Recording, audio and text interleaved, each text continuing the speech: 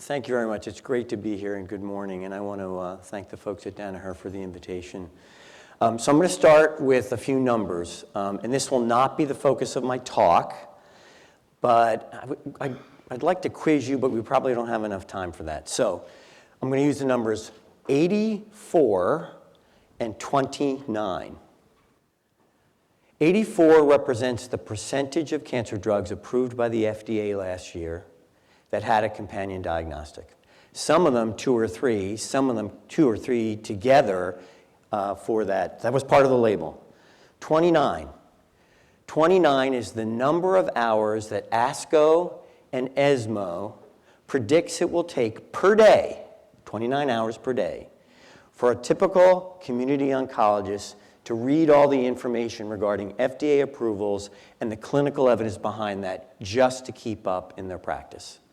So I'm not going to talk about this part of the problem, but when we talk about the crossroads, that's a significant part of it. And just imagine the oncologist who's supposed to see 40 patients in a day, having to navigate all of the complexities associated with molecular diagnostics and molecular therapies and precision oncology.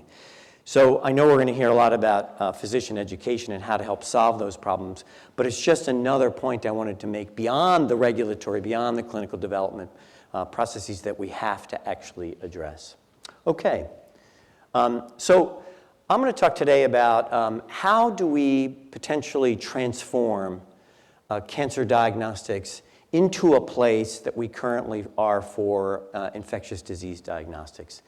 And you know, the experience that we all had during COVID, I'm sure we'd like to forget 2020, was very important for us as, I think, a paradigm, as an example of what we can do as a global community to actually address these issues. But what if in response to the next public health emergency, we were able to develop diagnostic tests within 30 days and a vaccine within 100 days? Yes, pie in the sky, but definitely possible. We showed that we could develop a vaccine from identification of the viral sequence to authorization by regulatory agencies around the world in 11 months. So this is not that far-fetched. We can do this, and we should do this. And then expand that to non-public health emergency times. What do we do to actually make this a reality, an ongoing innovation that's absolutely necessary and critical for folks around the world? So we were able to apply this sort of paradigm to stem the tide of a pandemic. There were lots of sort of ups and downs and bumps, as you all probably remember, but we can, in fact, convert this to cancer care and permanently alter disease trajectory. So think cardiovascular disease, think the Framingham study, think the identification of cholesterol, diabetes, hypertension as risk factors. When my parents and I was young, they worried about dropping dead from a heart attack. We have transformed cardiovascular care in a way by identifying those risk factors, having very simple blood tests that people can go to the doctor for, and then intervening, opening up huge amounts of therapeutics where we now have the GLP-1 drugs, et cetera, that are making a huge difference in both diabetes but also in cardiovascular care.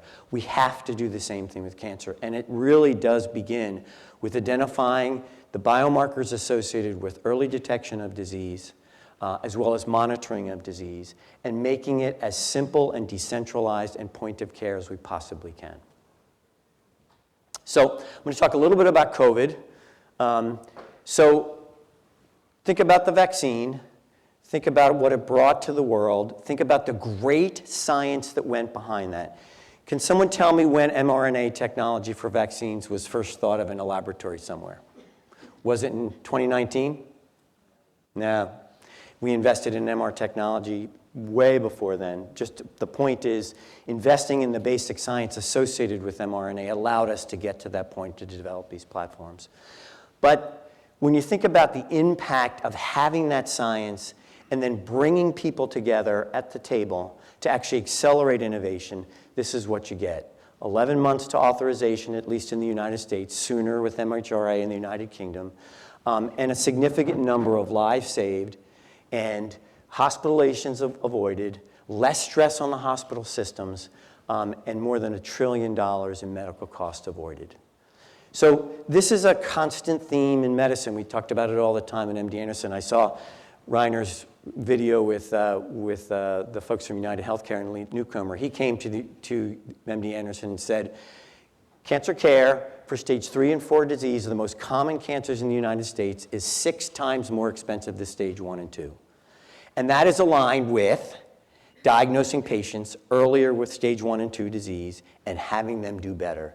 So this alignment between what's good from a health economic point of view and what's good for patients is a constant that we often see.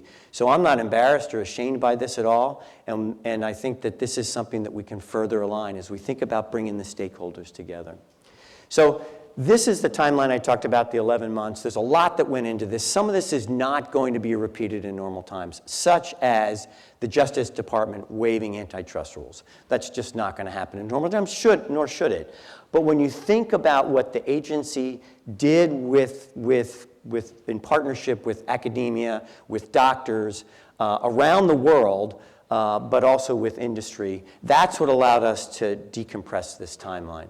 And I would be remiss if I did not thank the folks at Danaher, Cepheid, Aldebaran, IDT for the incredible work they did as we struggled with supply chain issues, et cetera, to help us get where we needed to be during the pandemic. So thank you very much, the 23,000 folks at your company, really amazing contribution around the world.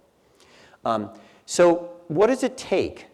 Well, certainly the basic science I just mentioned, and we've got a lot of that. Now, we have some issues around the world commercializing basic science, but that's another issue. And a vibrant private sector. So two major, and I'll get to this, two major observations for me coming out of the pandemic. One is, if we didn't have a vibrant private sector here and around the world, we wouldn't have gotten out as quickly as we did. We probably would have, but not as quickly as we did. We had a lot of people come to the table to try to solve a common and incredibly significant health problem. Regulatory flexibility, yes.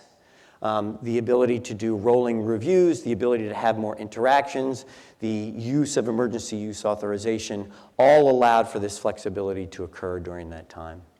And then federal government funding. Again, this is like what you might see with the DOJ decisions around antitrust, in that, yes, government funding was used for Operation Warp Speed to de-risk the development process. That's probably not going to happen and probably shouldn't happen in real time outside of a public health emergency. But that was a significant portion of this. So yes, we could go to Moderna and say, we need you to start building up the capacity for mRNA vaccines, even though you don't have the phase 3 data that show that it's efficacious. So these are the sort of things that really did help us. And it is a model, I think, that we can use, take pieces of it to help accelerate innovation. That last point about, or the third point about regulatory flexibility has to be maintained. And we can certainly talk offline about whether we're actually seeing that or not now at the Food and Drug Administration, but I think it was a really important component of moving forward. So Lord Darzi speaks about this all the time, and you'll hear from him later today about pre-disease prediction and intervention. And my only point about this is that if we're going to get to the point where we intervene before bad things happen to people, and I'm not just talking cancer, I'm talking neurodegenerative diseases, et cetera, we're going to have to identify those diseases before someone's sick. And again, think of cardiovascular disease. Nobody really understood about hemoglobin A1C or high cholesterol or even hypertension 50, 60 years ago. And again, it opened up huge innovation and interventions that allowed us to reduce the risk of cardiovascular morbidity and mortality. The same can be true for cancer. We get asked all the time, so what if you diagnose stage 0 cancer? So what if you identify cancer in the blood, you can't find the tumor? Well, it's a problem right now for the clinician. They have to look somewhere and do something about it. But can you imagine a future where we identify that cancer that early, that we can then make a diagnosis in alternative ways and then intervene earlier? There are lots of problems associated with that we're going to have to solve, but it'll open up huge areas, I believe, of innovation in therapeutics and other types of approaches. So in the diagnostic world, and we saw this a lot during COVID, there is this tension, maybe, between centralized testing, where the cancer world has lived for years. So think about NGS, personalized cancer care, however you want to term this. pretty complex testing, usually almost always centralized in a hospital laboratory or in a larger laboratory setting. And then go to the other side, point of care, a lot of infectious diseases. When we started the COVID response with the diagnostic diseases, we were trying to use both the centralized hospital-based approaches, but also fund and support point-of-care testing. And so the question that we pose to ourselves at Harbinger Health and elsewhere for the whole preemptive medicine is, can we take tests that are typically done complicated in a centralized testing setting and move to the left? Can we make them point-of-care? Or could we use a hybrid approach where the initial screen allows for point of care in a decentralized, and then once we identify people at risk, the more sophisticated types of testing can be done in a centralized setting. And I think the answer to that question is yes. I think we have the biology, I think we have the technology, I think we have great companies like Danaher that can get us there, but I think it's absolutely necessary. If you look at surveys of US healthcare consumers and patients, both, one of the big things, and we heard Rainer talk about it, is control. Control over information, control around decision making. And this decentralized approach, we saw it accelerate during COVID, and I believe that we're going to see that trend by the consumer. I mean, now you can go online and order from LabQuest and your own laboratory studies, and some doctor somewhere is approving them, and you can just go and get it done. So we're going to see, I think, more and more of this for sure. Now, the other point about point of care is when you talk about cancer screening, one of the most important things is access. And a lot of people fell behind during COVID in cancer screening. And those same people who fell behind are the people who present with advanced disease for the most part. We need to do better for those folks. I love the we need to do better. And that's where the point of care comes. So what percentage of people who are smokers, 30 plus, 20 plus year pack year history of smoking, actually get the recommended screening CT scan? Shout out. What do you think it is?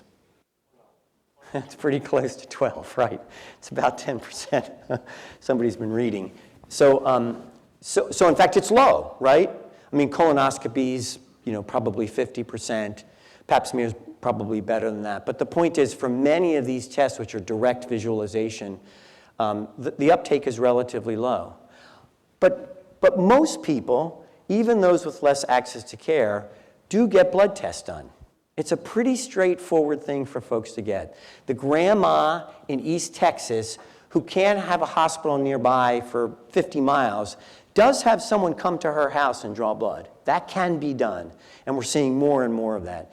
And so the point is, can we actually make our testing as close to the consumer, as close to the patient as possible? I think that's where we need to go. So we need to screen for cancer the same way we screen for hypertension and cholesterol. It can't take 50 years like it did for cardiovascular disease. It is too urgent of an issue. Too many people are being left behind. And at Harbinger Health, we are really focused on the issue of how do we make sure that we diagnose what's most important, which is early stage disease. We have a biological approach to detecting early cancer from blood samples. It's a methylation-based assay. It's a target that we've known about in cancer for 40 years, and that's the relationship between the placenta and developmental biology in cancer, one being a highly organized process and one being a disorganized process. And this allows us to have high sensitivity in early stage cancers, and we all know that both from a patient outcome point of view, but a health economic point of view, that that's where the most important advances are going to be made. And yes, developing therapeutics, cellular therapy, nucleic acid therapies, other types of immunotherapy for advanced cancers is very important. But a focus on early stage detection and then moving those great therapies to earlier in the course of disease, I think, is where we're going to make the biggest bang for the buck. We have an ongoing clinical study. We are very focused on two other issues. One is access, and there's a lot that goes into access. There's the patient-consumer side. Is it affordable? Will insurance reimburse for it? And then also, is it clinically informative? Does the doctor know what to do with the information? Not to be underestimated, because that doc's, in the room taking care of patients and doesn't have the time to look up what does the result of the Harbinger Health test mean. I mean, think about this doc that I just mentioned at the beginning. Do you know how hard it is? Has anyone here ordered an NGS test, an electronic medical record? Is it easy? No, it's not. It takes a bit of time. So what we need to do is make it as easy as possible for the providers to do the right thing. And then we are really focused on cost. So very inexpensive, because that is a component of access. And making it as inexpensive and affordable for folks as possible. So clinical informativeness, cost, and decentralized approach. And we believe that our biology and our proprietary platform allows us to do that. All right, so why is this important? Why is a biological approach important? Well, on the left, you see the genetically divergent nature of cancer. If you're only looking for mutations, you start at a cell and you move to multiple cells. Cancer is very genetically divergent, which means the things that you see in stage 3 and 4 disease, you might not see, even in the tumor in stage 1 and 2, let alone the blood. As opposed to the epigenetic signature, where that's an initial event for oncogenesis that seems to be persistent throughout. So again, a fundamentally and biologically different approach to looking for potential cancers.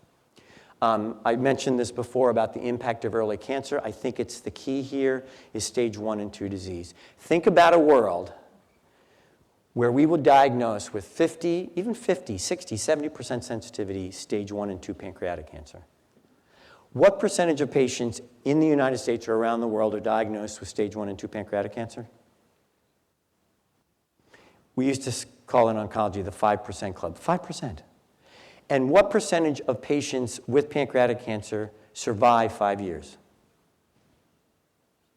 So think about a world where you can diagnose the majority of patients with early stage pancreatic cancer. That's a great world. We need to get there, and we need to do it in the way that is as affordable as possible. Okay, so I talked about the private sector. I again want to emphasize the issue, the moral imperative of reducing healthcare disparities. We've known for years that that's going on. I live in the biotech world, the world of million-dollar therapies. This is going to be really tough for folks to afford and have access to. We've got to think about cost, and we have to think about the other issue is, can people find doctors to go and get the therapy, the CT scans, the MRIs, et cetera. All of those are big issues for us. Now, I want to spend a little bit of time about trust, because we all know that trust is a major and important component in the healthcare system. And I want to start off by saying that there's a lot of people in this country, but around the world, who do not trust us, the people in this room, for a variety of reasons. And we have to acknowledge it, and we have to do something about it. And it's the great corporations like Danaher, it's the great academic institutions, it's the providers, yes, the regulators who can help us do that. So it's October of 2020. We're in the middle of vaccine development. I refer to it as the vaccine wars.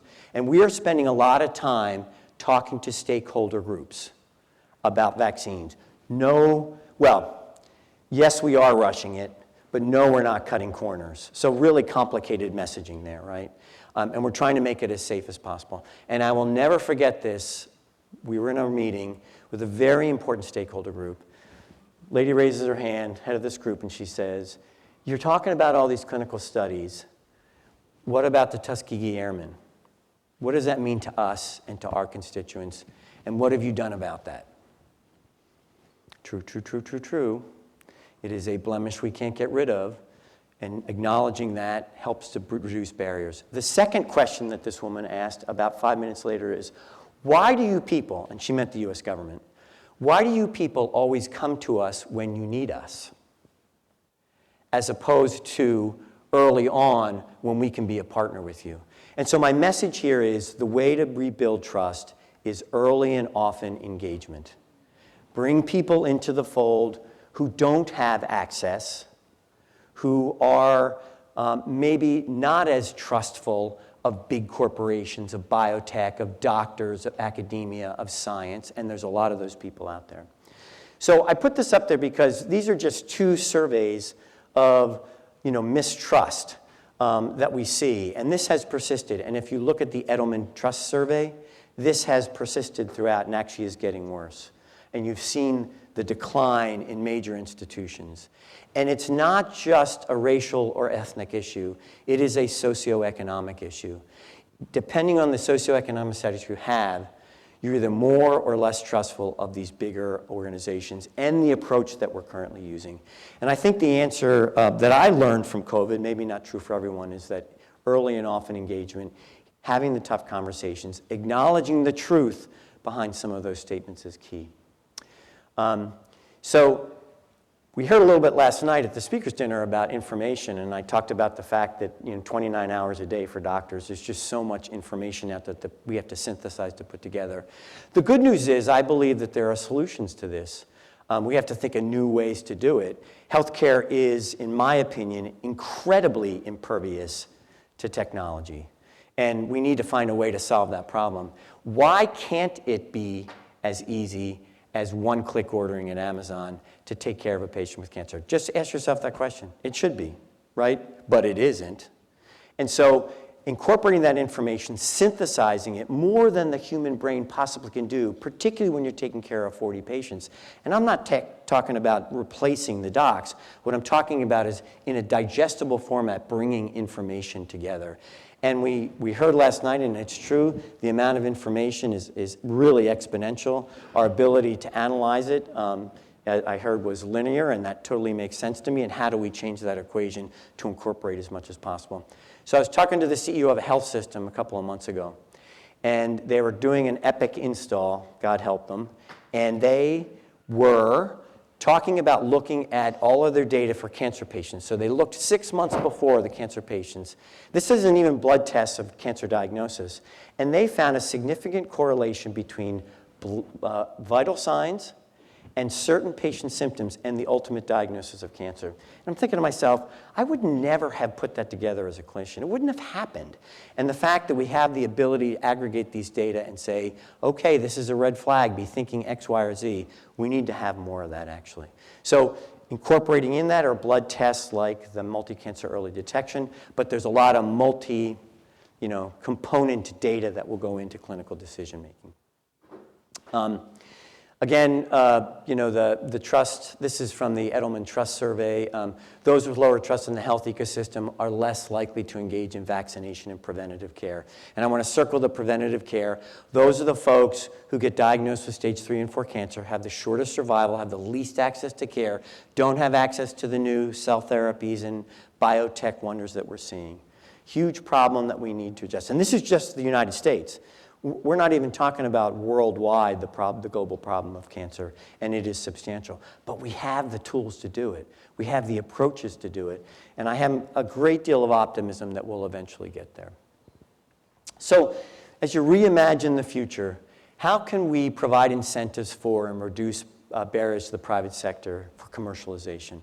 And I'd love to engage in a conversation around that. I think COVID-19 taught us some of the ways that we can do it, but there's a lot more that we could do to actually reduce those barriers. The science is there. I have no doubt about the fuel that'll feed this fire will continue to be present with all the great work that's being done around the world. But this is a bottleneck that we need to address, and it's a clinical development and a regulatory as well, and it's a financial one. So next week I'm going to a European country to talk about potential clinical collaborations for Harbinger Health. They, great healthcare, great data support infrastructure, really great science. They tell me that they can reduce our development costs by 60% by going there as opposed to the United States. Now, we're probably all thinking the examples of that. This is a real problem for us. We need to address it. So the financial issues are really real, And then, can we create productive pathways to encourage, incentivize development? And then that last bullet point, which is so important, what are we doing as individuals, as corporations, as academia, as science, to not degrade the folks in front of us who don't trust us, but to build bridges to actually improve that trust? Because at the end of the day, it's the only way we're going to have the most impact. So I want to thank you very much for this, and Joachim, I think we'll continue the conversation up here. Thank you. Yeah, thank you. Thank you, Steve.